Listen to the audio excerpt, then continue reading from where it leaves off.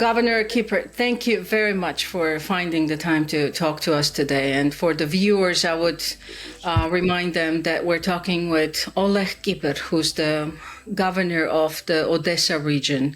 Governor, thank you very much for finding the time to talk to us today. We spoke in June, the last time I saw you. What has changed since the last time we met and spoke? Have you seen increased bombardments? Is anything different now?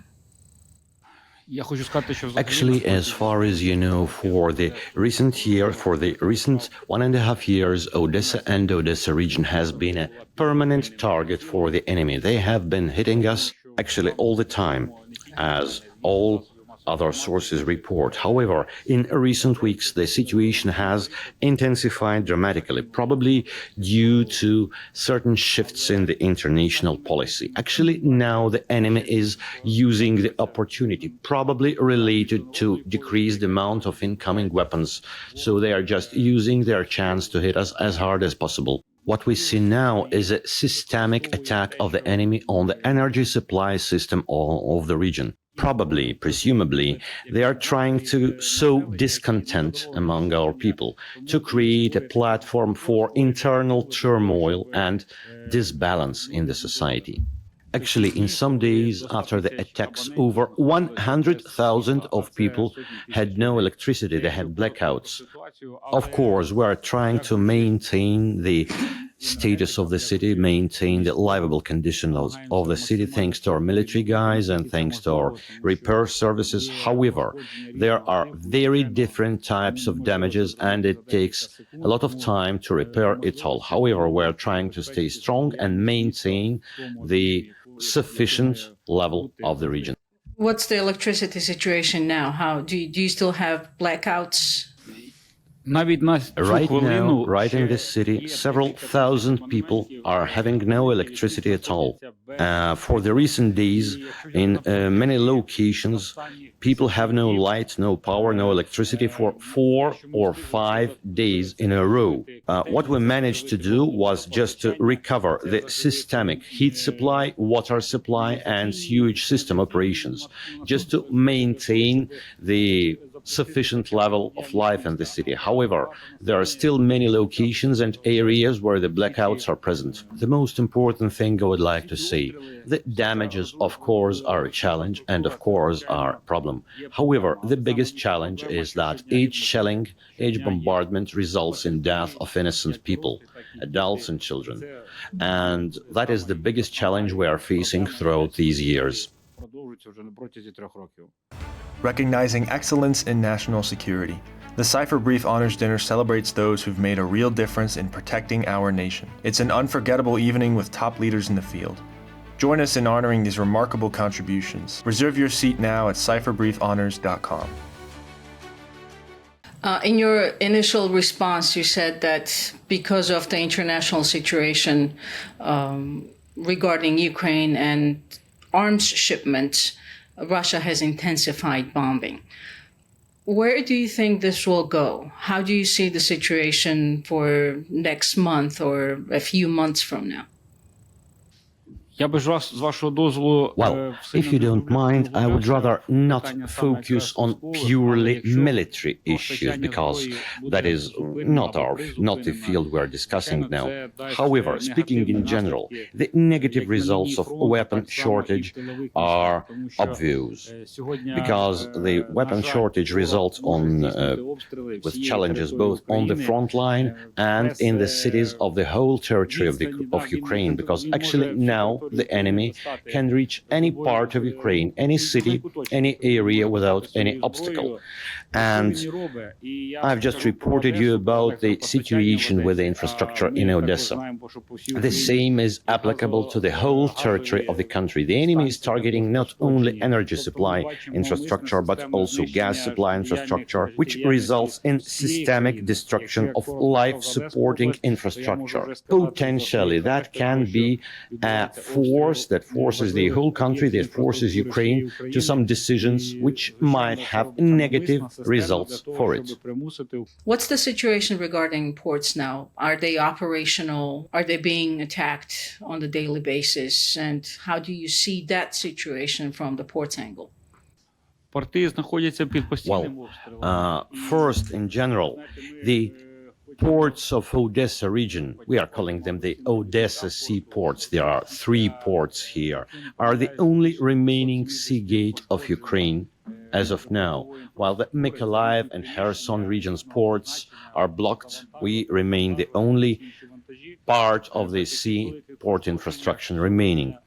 And I would personally thank the people that are working in our ports because they do absolutely fantastic things with over 270 elements of port infrastructure damaged during this war. They continue operations, and actually we are reaching very good results. For example, the grain turnover for Odessa seaports during this time has reached the pre-war level as of now. Of course, we are facing certain challenges with other types of cargo. However, there are some potential benefits. For example, the big French container company is returning to our market, which indicates of the better insurance situation and lower insurance risks. How's the infrastructure itself? Is it fully operational or some of it is out because of the attacks? Actually, the situation is different. Some elements of port infrastructure has been totally destroyed for no perspective of renewal. However, everything that has been damaged and could be repaired is repaired as of now, thanks to the effort of both port infrastructure and business structures that want to continue to operate. The situation is challenging because we are doing everything in a very dynamical way.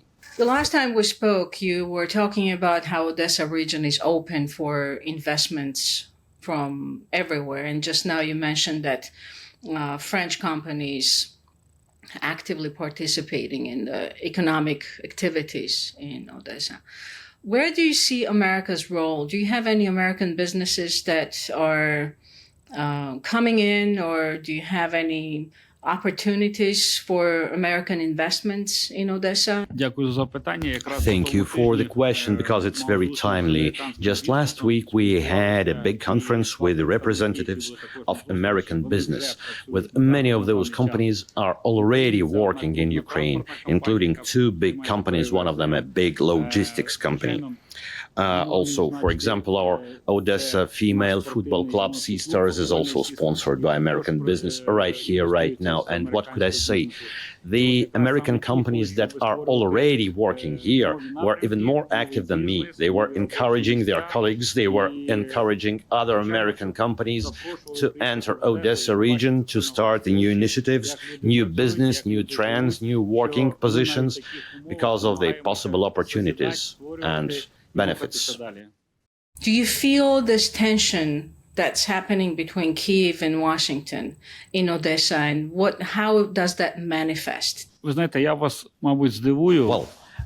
I will start with a surprise.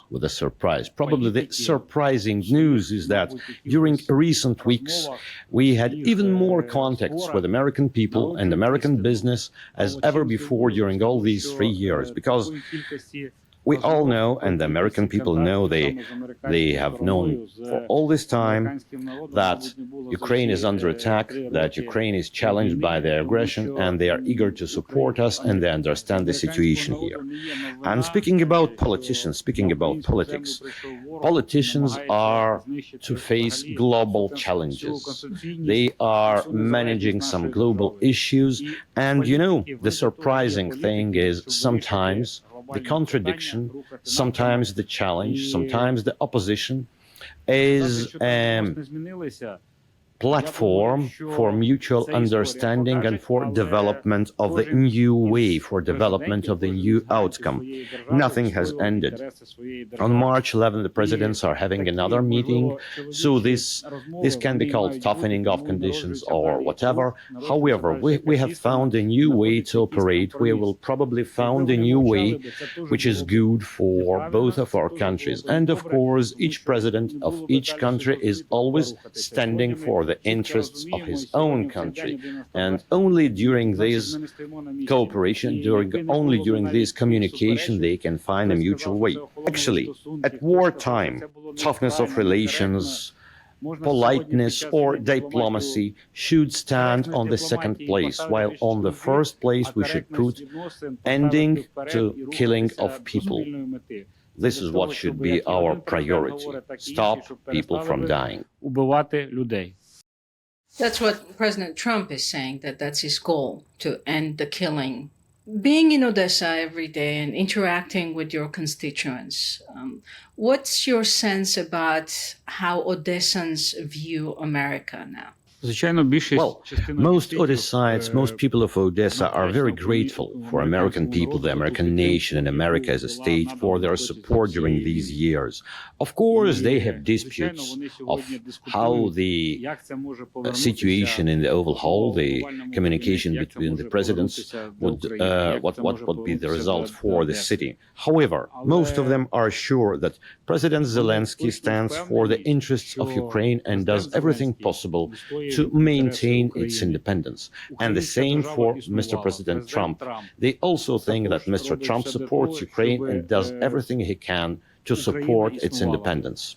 From Washington, we've heard many times over and over again that Ukraine needs to hold new elections and that President Zelensky is not a democratic leader. In fact, President Trump called him a dictator at one point. What do you think, at least in your region, what do you think people are thinking about the elections? Is the country ready? Can the country hold elections? Of course, they're speaking a lot about the elections, and some political parties are already preparing for elections. They're starting their agitation. However, I'm a lawyer by my nature and by my education, so I would say the situation is like this. On one hand, elections should be held because it is outlined in our constitutions. The terms of the presidents are coming out, expiring. The terms of the Supreme Council are expiring. The terms of municipal powers are also expiring, so elections are required. On another hand, the Constitution speaks that elections require particular conditions, namely the end of the war and the end of the military status, which prevents holding any elections. So these are two contradictory things. However, speaking about President Zelensky, I would say that the fact itself that he remained in the country after the beginning of war, after the February of year 22, when he had an opportunity to flee, but he remained here and stood strong with the country supporting it. It actually demonstrates that we are a democratic country. The situation here is unique. It's really hard to compare it to anything other because it is absolutely unique. However, I think that we are the democracy. I really appreciate your time. I know you have to go and take care of running the region. Is there anything during this interview that you wanted to say and that I did not ask you about? We are happy to share our opinion on various reasons regarding the local situation and the situation in other countries, and we are also thankful to the support of all our partners from different countries of the world for their military support, for their other forms of support that enabled us to survive those 3 years of war, that enabled our military forces to stand strong and to hold the enemy back, that gives us a hope for the future of our children, that our children will be Ukrainians, that they will live in an independent country. So, and first and foremost, I'm inviting you to Odessa as a guest so that you can see everything with your own eyes. Governor Cipher, thank you very much for your time and for sharing your thoughts, and the best of luck to you.